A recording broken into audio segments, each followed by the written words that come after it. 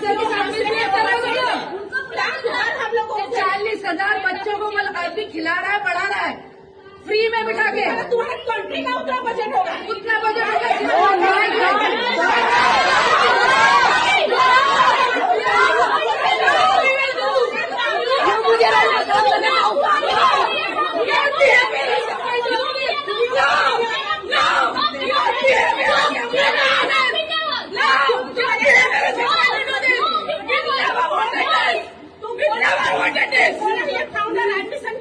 Hello everyone, I hope कि आप लोग अच्छे नहीं भी होंगे, प्रिटेंड तो कर ही होंगे। अभी हम लोग बात करने वाले हैं KIIT यूनिवर्सिटी के अंदर जो एक लड़की ने सुसाइड किया है उसके ऊपर क्यों किया, अगर उसने किया तो उसके बाद कॉलेज का क्या रिस्पांस था, हमारे देश की गवर्नमेंट और मेन स्ट्रीम मीडिया का क्या रिस्पांस था, वहाँ के टीचरों का क्या रिस्पांस था और नेपाल का क्या रिस्पांस था। इन सब चीज़ों पे हम अभी डिस्कस करने वाले हैं। इससे ज्यादा एम्बैरेसिंग और क्या हो सकता है जब इंडिया में वुमेन सेफ्टी के लिए नेपाल के पीएम को खुद ट्वीट करके इंटरवीन करना पड़े। 21 साल की लड़की नेपाल से इंडिया अपनी बीटेक डिग्री कंप्लीट करने के लिए आती है और लखनऊ के बड़े पॉलिटिशियन का बेटा अद्विक श्रीवास्तव पहले उसे फंसाता है और उसके साथ फिजिकल रिलेशन बनाकर उसकी कुछ इमेजेस वायरल कर देता है और फिर उसे ब्लैकमेल करता है। इतना ही नहीं, अद्विक उसी लड़की की कजन के साथ भी फिजिकल रिलेशन बनाना चाहता था और इससे परेशान होकर वो लड़की फाइनली सुसाइड कर लेती है। और इस इशू को एड्रेस करने से पहले कॉलेज अथॉरिटीज अद्विक को उसके घर भेज देती हैं।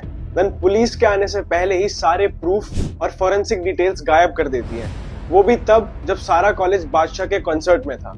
और प्रोटेस्ट कर रही 500 नेपाली लड़कियों को कॉलेज खाली करने के इंस्ट्रक्शंस दे देती है और कॉलेज का इंटरनेशनल रिलेशन ऑफिस भी इस इशू को इग्नोर करता है। तब वहां पर नेपाल की एम्बेसी को खुद इंटरवीन करना पड़ता है। मेन स्ट्रीम मीडिया की डीप स्लीप अभी भी डीप है। तो इंडियंस, जब फॉरेनर्स ही हमारी कंट्री में सेफ फील नहीं करते तो कंट्री की वुमेन्स ही कितना इनसिक्योर फील करती होंगी। और फिर हमारे ही देश के पीएम बाहर जाकर वासुदेव कुटुंबकम का स्लोगन देते हैं तो बात कितनी ही आयरनी लगी।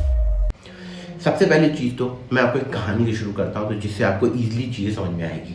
आप जस्ट इमेजिन करो कि आपका कोई छोटा भाई या बहन, छोड़ो वो भी हटा देते हैं, हिंदुस्तान का कोई बच्चा एब्रॉड में कहीं पढ़ रहा है, अमेरिका में, यूएसए में, कनाडा में कहीं पर पढ़ाई कर रहा है, ठीक है।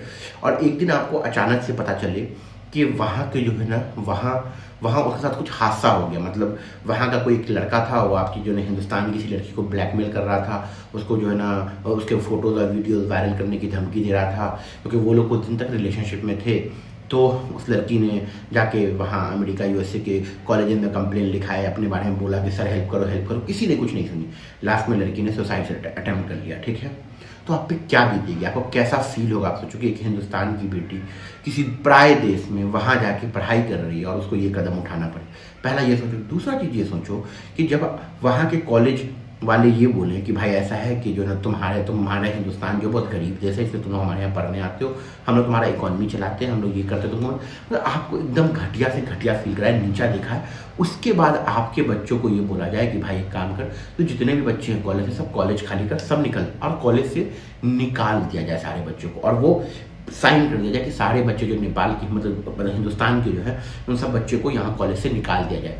और उसके बाद सोच के देखो आपको कैसा फील होगा।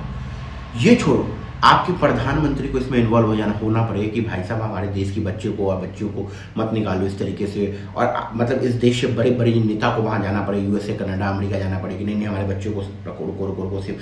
आप सोचो देखो कैसा लगेगा, आपको बुरा लगेगा।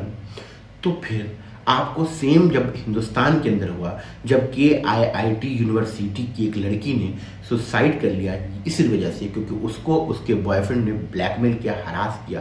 अब वो जो लड़का जो है वो बीजेपी के एक नेता है, मनोज श्रीवास्तव, उसका बेटा है वो, ठीक है। उसने हरास किया। मैं डालूँ या ना डालूँ, मैं डाल दूँगा ऑडियो। आप ऑडियो सुनना कि किस तरीके से वो हरास कर रहा है। फिर आप जो है ना, मैं आपको वो क्या बोलते हैं ना, वो जो वहाँ के जो कॉलेज के टीचर का जो रिस्पांस था वो रिस्पांस वीडियो भी यहाँ पे डालूंगा। वो रिस्पांस वीडियो भी आप देखना कि किस तरीके से कॉलेज वालों ने उस चीज़ पर रिएक्ट किया।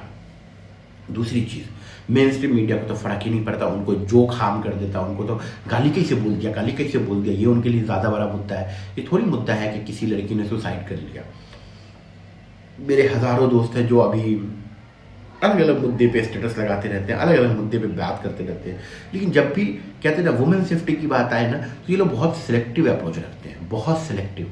हमारे आसपास भी और आपके आसपास भी बहुत सारे ऐसे लोग होंगे, जब भी कोई खबर आती है कि यहाँ एक लड़की के साथ XYZ हो गया, वहाँ एक लड़की के साथ हो गया, ये लोग जो ना एंगल ढूंढते हैं कि भाई साहब एक बात बताओ तो क्या लड़की हिंदू थी, लड़का हिंदू था, लड़की मुसलमान थी, लड़का मुसलमान था, ये इस कास्ट के थे, ये अपर कास्ट के थे या लोअर कास्ट के थे, या लोअर कास्ट के थे या अपर कास्ट के थे। इस तरीके से ना ये लोग एंगल ढूंढते हैं और फिर अपने हिसाब से एक सिलेक्टिव अप्रोच बनाते हैं और उस पर फिर अपना ओपिनियन रखते हैं। अगर उनको लगता है कि यहाँ पे हिंदू लड़का इन्वॉल्व था, मुस्लिम लड़की इन्वॉल्व थी, तो ये डिसाइड करते हैं कि यहाँ पे मैं नहीं बोलूँगा। कुछ लोग यहाँ पे डिसाइड करते हैं कि मुस्लिम मेरे साथ कैसे गलत हो गया, हम बहुत बोलेंगे। कहीं पे हिंदू लड़की है, मुसलमान लड़का है, कुछ हो गया तो ये लोग बोलेंगे अरे हिंदू लड़का है, मुसलमान, तो वहाँ पे अप्रोच अलग होगा। तो यहाँ पे ना बहुत सिलेक्टिव। अच्छा, अपर कास्ट की लड़की के साथ हुआ बहुत बवाल हो जाएगा, लोअर कास्ट की लड़की के साथ हुआ क्यों ही बवाल करना है, समझ में ना। बीजेपी से इसका लिंक जुड़ा, इसके बाप का नेता मतलब बेटा के बाप का लिंक बीजेपी से, तो शांत हो जाएंगे। कांग्रेस से तो बवाल करेंगे, कांग्रेस से तो बवाल करेगा, बीजेपी से तो शांत हो जाएगा। तो इतना ज़्यादा, और इसी तरीके से मीडिया भी काम करता है। मीडिया भी वही दिखाता है कि अगर हिंदू लड़की है, मुसलमान लड़का है तो एकदम बढ़ा चढ़ा के दिखाता है। मुसलमान लड़का है, हिंदू लड़की कुछ हो गया तो उसको शांत कर देता है, या हिंदू लड़का है मुसलमान लड़की से गलत हो गया तो उसको शांत कर देता है। टीवी वही करता है, पॉलिटिक्स भी वही करता है, और जो भी आजकल हमारे और आस के पास इन्फ्लुएंसर हैं वो भी यही करते हैं। अब जस्ट इमेजिन करो ना कि यही सेम सिचुएशन हिंदुस्तान के बच्चों के साथ होता, हम लोग कितना ज़्यादा हाइपर हो गए होते, कितना ज़्यादा पागल हो गए होते, और सोशल मीडिया पे कितना भयानक आउटरीच चला दिए होते। लेकिन सिर्फ वो नेपाल की लड़की है इसलिए किसी को कोई फ़र्क नहीं पड़ रहा, कोई सवाल नहीं कर रहा, कोई बवाल नहीं कर रहा, कोई कुछ भी नहीं कर रहा, कोई क्वेश्चन तक नहीं पूछ रहा, क्योंकि सब लोग लगे हुए हैं समय रैना को डिफेंड करने में या फिर समय रैना को जेल पहुँचाने में, बस इसी चीज़ में लगे हुए हैं। क्या है ना, इस देश के अंदर वुमेन सेफ्टी सबसे कम है, ठीक है। और उसका मतलब जो ना कहते हैं पिछले 10 साल का आप रिकॉर्ड उठा के देख लो कि जितना महिलाओं के साथ अत्याचार हुआ है, उससे आपको पूरा डाटा मिल जाएगा कि कितनी अनसेफ है महिलाएं इस देश के अंदर। बट हमें क्या फ़र्क पड़ता है, हमें क्या फ़र्क पड़ता है। वो लड़की हिंदुस्तान की थोड़ी थी, वो हमारे कास्ट की थोड़ी थी, हमारी कम्युनिटी की थोड़ी थी, जो हम उससे बवाल करें। फ़र्क पड़ना चाहिए। फिर कोलकाता के अंदर भी ऐसे ही हुआ, यहाँ पे भी ऐसे ही हुआ। कोलकाता के अंदर जैसे हुआ था वहाँ पे आपको पता चला हुआ काम वहाँ में स्टार्ट हो गया, पेंटिंग वेंटिंग करवा दिया, ये सब करवा दिया। और यहाँ पे भी सेम कि जब तक वो बॉडी थी पुलिस को आना चाहिए था, पुलिस के निगरानी में उस बॉडी के साथ जो भी करना था वो होता, लेकिन इन्होंने क्या किया, पहले ही सब कुछ को वहाँ से साफ सुथरा सब कुछ, मतलब कहते हैं ना सबूत मिटाने की कोशिश की गई। वो जो नेता का बेटा था बीजेपी के, वो भाग रहा था शहर छोड़ के, सुनने में आया पुलिस ने उसको अरेस्ट कर लिया, उसकी फ्लाइट की टिकट ही वायरल हो रही है, समझ में आया आपको। तो ये चल रहा है इस देश के अंदर। सबसे बुरा ये लगा कि एक औरत के मरने पर ये बोल रही है कि जो ना मर्द बोलता तो साला 2 मिनट के लिए उसको गाली भी देता, औरत को क्या गाली दूँ, कि वो ये बोल रही है कि भाई साहब तुम लोग को हम लोग पालते हैं, तुम लोग को हम लोग खिलाते हैं, तुम लोग की औकात क्या है, तुम्हारा नेपाल का इतना GDP नहीं जितना हम लोग ये कर देते हैं। तो ऐसी बातें औरत बोल रही है एक दूसरी औरत लड़कियों को। कुछ सोशल मीडिया पे मैंने वीडियोस देखे जहाँ पे जो है ना यूट्यूब पे और कई सारे लोगों का ओपिनियन मैंने देखा। वो लोग जैसे पीपॉय करके एक बंदा है और भी बहुत सारे लोग का देखा मैंने, वो लोग ये बोल रहे हैं कि भाई साहब ये जो प्यार मोहब्बत करते हो आप यही गलत करते हो, आप जो है ना लड़का देख के करो, लड़की देख कर करो, आप प्राइवेट वीडियो कैसे भेज देते हो। भाई ये मुद्दा है, तुमको साला कॉलेज से सवाल करना चाहिए। तुमको ये आम जनता की यही राय है कि भाई लड़की कैसे कैसे फोटो भेज दी, लड़का ऐसे, ये मुद्दा है, ये मुद्दा है। भाई साहब कोई भी प्यार मोहब्बत में होता है तो 10 ऐसी चीज़ें करता है। जब कोई सच में प्यार मोहब्बत में होता है, अपनी लिमिटेशन क्रॉस करता है, अपनी बाउंड्रीज क्रॉस करता है, वो करता है। That is human nature. ये हज़ारों सालों से होता है, आगे भी होता रहेगा। लेकिन तुम सारा मत्था पिट्ठा ठोक के ये ठोक दो, ये तो वही वाली सोचो कि लड़की छोटा कपड़ा पहनी थी इसलिए उसके साथ ये हुआ, लड़की ने फोटो दिया इसलिए तो ब्लैकमेल किया। अरे भाई साहब क्या लॉजिक है ये? तो ये वही वाला लॉजिक हो गया ना। मतलब सोचो कि यूट्यूबर की सोच कितनी छोटी हो सकती है और हमारे समाज की सोच कितनी छोटी हो सकती है कि ये मुद्दा नहीं है कि लड़की ने सुसाइड कर लिया क्योंकि उसको हरास किया जाता था, ब्लैकमेल किया जाता था। ये मुद्दा है कि तुमने उसको अपनी गंदी फोटोज क्यों भेजी, तुमने उसके साथ वीडियोस क्यों बनवाए। अरे भाई जब कोई इंसान प्यार मोहब्बत में रहता है उसको लिमिट थोड़ी पता होती है अपनी। आप भी और हम भी जब भी किसी इंसान के साथ प्यार में पड़ते हैं तो उसको ये लिमिट नहीं पता होती है कि मुझे इसको प्राइवेट फोटोज भेजने हैं या वीडियो कॉल पे अपनी प्राइवेट चीज़ें दिखानी है या नहीं दिखानी है, नहीं पता होती है ना, क्योंकि हम लोग प्यार में होते हैं। ठीक है, अब आपको इस चीज़ पे उसको जज करोगे कि भाई तूने वीडियोस भेजते था तो सही हुआ ना, तूने क्यों भेजे थे फोटोज। भाई ये तो वही सोचोगे ना कि तूने छोटे कपड़े क्यों पहने, छोटे कपड़े पहने तो रेप तो होगा ही ना। अगर इन चीज़ों से बचना है तो बुर्का पहन ले। बुर्का का इन चीज़ों से क्या लेना देना, या फिर कोई लड़की सुसाइड कर ली, उसका उससे क्या लेना देना कि उसने अपने बॉयफ्रेंड को वीडियो भेजा या नहीं, फोटो भेजा। करोड़ों लोग भेजते हैं और वो भेजते रहेंगे भी, ठीक है। आप मुद्दे से डाइवर्ट ना करो लोगों को। और यही प्रॉब्लम है हमारे समाज की इन्फ्लुएंसर्स की, कि ये जो ना मुद्दे को डाइवर्ट करने की कोशिश करते हैं। ये क्या लॉजिक है कि तुमने उसको वीडियो क्यों भेजा?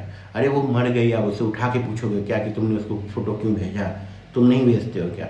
छोड़ो, हटाओ। बट मैं यही कहूँगा कि जो भी हुआ उस पर जो ना पुलिस को स्ट्रिक्ट एक्शन लेना चाहिए, क्योंकि पुलिस वहाँ तो लेनी। टीचर ने फाइनली माफ़ी मांग ली है। वो माफ़ी वाला वीडियो आप देख सकते हो, पहले देखो उनकी माफ़ी की video. I want to take a moment to apologize for my recent remarks regarding Nepal while handling a student protest that escalated beyond control. My intention was never to offend or demean anyone, and I deeply regret if my words caused unintended hurt to the sentiments of anyone. I want to emphasize that my words do not reflect the views of the university or any of its authorities. However, it is pertinent to convey that my words were a consequence of being directly instigated by statements made during the protest, where my country and my institution were called corrupt and poor. In that heated exchange, my reply was meant to defend against those remarks, not to demean Nepal or its people in. I'm making this video to apologize for the statements I said on 16th night in the spur of the moment, and I want to communicate that whatever statements I had done, I said are mine and have nothing to do with any of the authority of KIT University. And if any of my statements has hurted the sentiment of my Nepali students or people of Nepal, I apologize for it sincerely. सरकार और इस देश की जनता busy है comedian को jail भेजवाने में। जितने बाबा लोग जो अभी आ रहे थे कि भाई साहब वो सबको जेल में डालो, उतना देश की सभ्यता खराब कर रहा है। अब ये जो बंदे की वजह से सुसाइड कर लिया, अब तो देश का नाम ही नहीं खराब होगा, देश का इमेज ही खराब नहीं होगा, है कि नहीं है? तो भाई साहब ये लोग दो कौड़ी के लोग हैं। ये लोग अपने सिलेक्टिव नेचर की वजह से सिलेक्टिव चीज़ों पर अपना अप्रोच दिखाते हैं, साले दो कौड़ी के बाबा। और सरकार लगी हुई है भाई साहब, जो महाकुंभ में लोग मरे और जो यहाँ क्या बोलते हैं ना दिल्ली के अंदर जो लोग मरे, उसको जो ना कैसे छुपाया जाए, इस काम में सरकार लगी हुई है भाई। तो मोरल ऑफ द स्टोरी ये है कि अपना ख्याल रखें, ठीक है। इन नेताओं की और इन बाबाओं की बातों में ना आए, क्योंकि इनके चक्कर में आपकी ज़िंदगी बर्बाद हो जाएगी, आप अपने किसी का नुकसान हो जाएगा, ठीक है। सेफ़ रहें, सतर्क रहें, अपना ख्याल रखें। Thank you so much, bye bye.